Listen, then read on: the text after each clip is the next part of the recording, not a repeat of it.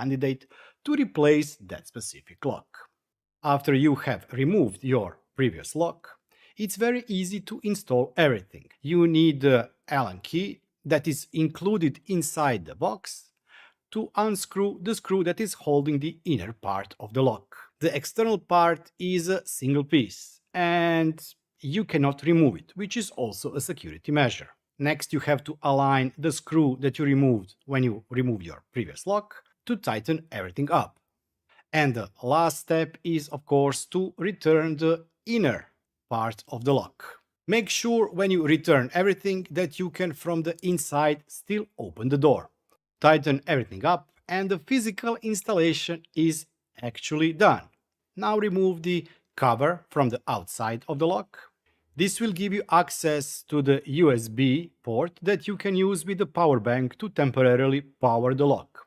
You cannot use this to charge the batteries inside. Open the cover and you have access to a slot where you need to insert 3 AA batteries.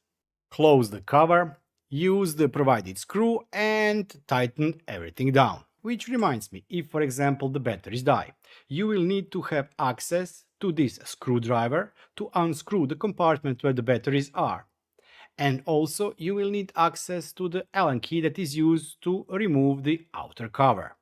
So keep it hidden somewhere in a car or whatever. And it's been really accurate.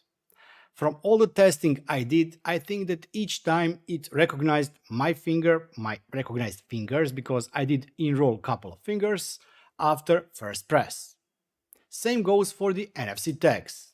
You press the button to wake up the lock, which is also a great idea because it means that the lock is not wasting energy, it's waiting for the button to be pushed. You read the tag or fingerprint and that's it.